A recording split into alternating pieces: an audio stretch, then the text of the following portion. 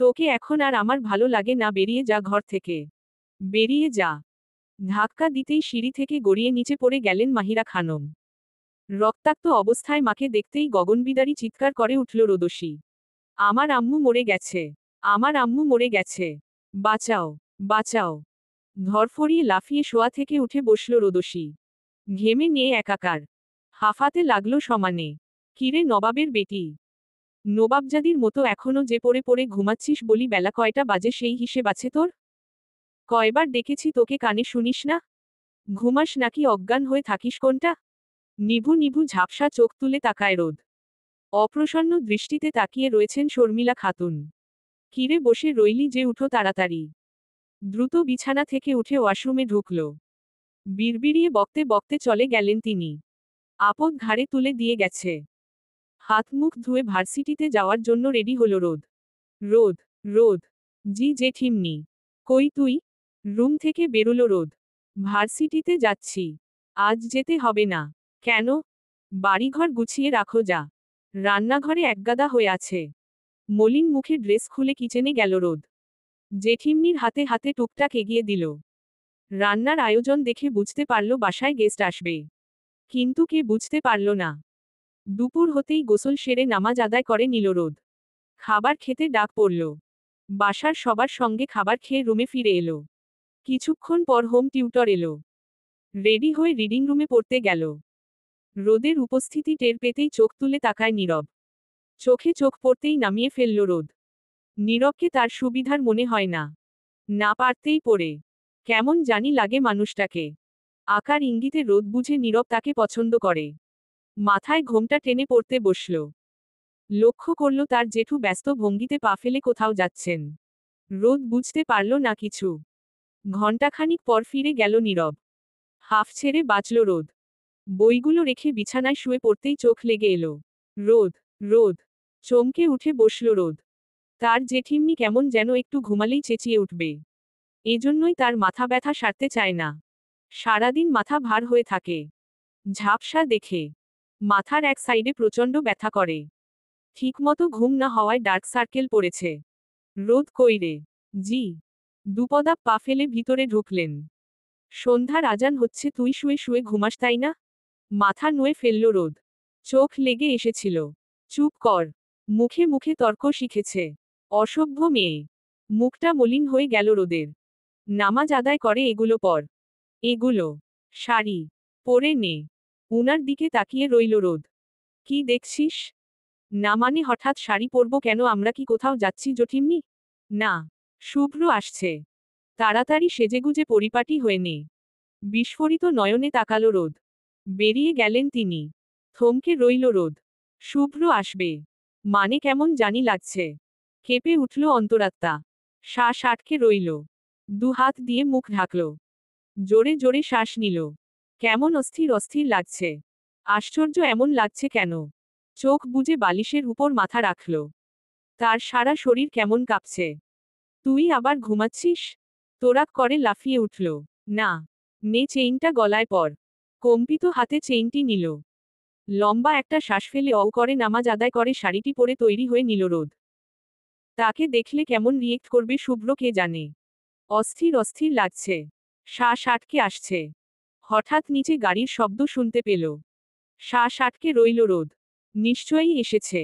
ব্যালকনিতে ছুটে গেল। গাড়ি থেকে নামছে শুভ্র। বুকের ভিতর হাতুড়ি পেটা শুরু হলো।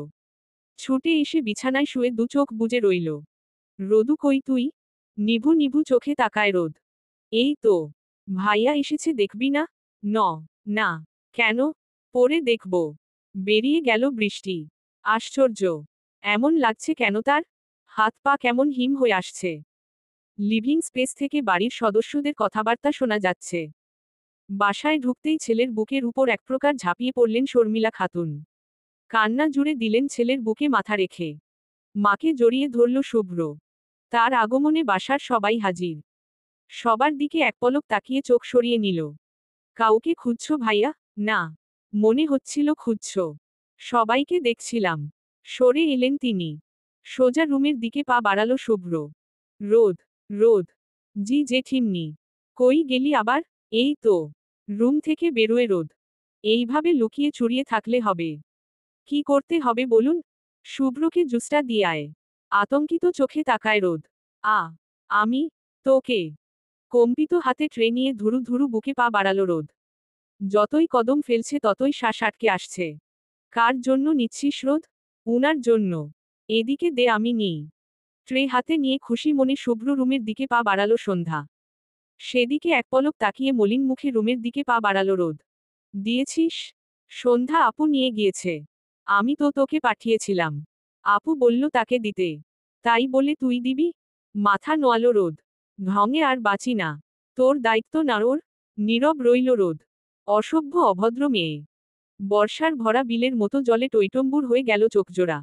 ঠোঁট চেপে রইল। ন্যাকামি কম করিস। ওইভাবেই দাঁড়িয়ে রইল রোদ। শুভ্র রুমে ঢুকল সন্ধ্যা। একেবারে হট শাওয়ার নিয়ে বেরিয়ে এলো।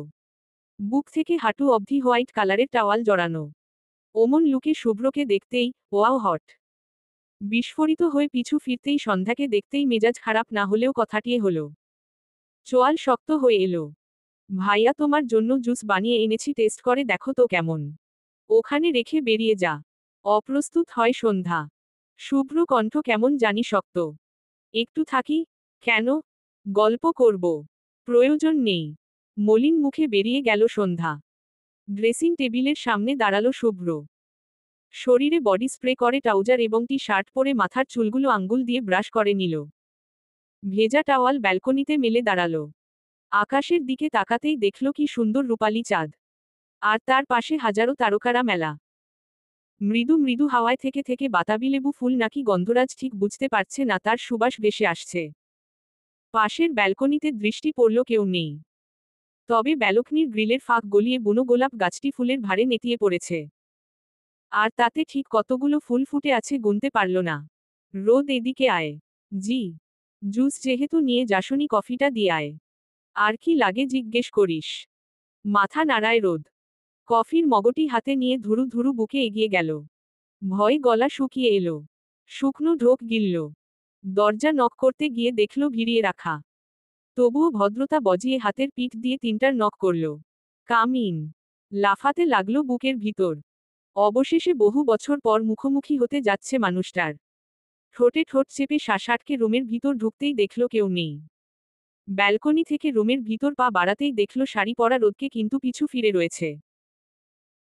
হঠাৎ পুরুষালী বুনো সুবাস পেতেই চমকে উঠে পিছু ফিরতেই আচমকা শুভ্র পেটের সঙ্গে লেগে কফির মগটি পায়ের উপর পড়তেই আর্তনাদ করে উঠল এবং ভেঙে খণ্ড খণ্ড হয়ে গেল। হঠাৎ কি থেকে কি হয়ে গেল বুঝে উঠতে পারল না দুজন।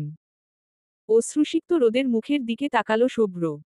রোদ আর দাঁড়ালো না, লম্বা লম্বা কদম ফেলে বেরিয়ে গেল। রুমে ঢুকে ওয়াশরুমে ঢুকে পানি ঢালতে লাগল। রোদকে ওইভাবে যেতে দেখে শর্মিলা খাতুন ছেলের রুমের দিকে এগিয়ে গেলেন। দেখলেন দাঁড়িয়ে রয়েছে শুভ্র। নিচে কফি সমেত ভাঙ্গা মগ। চমকান তিনি। এটা কি করলে শুভ্র? মায়ের দিকে তাকালো। এমনটা তুমি করলে?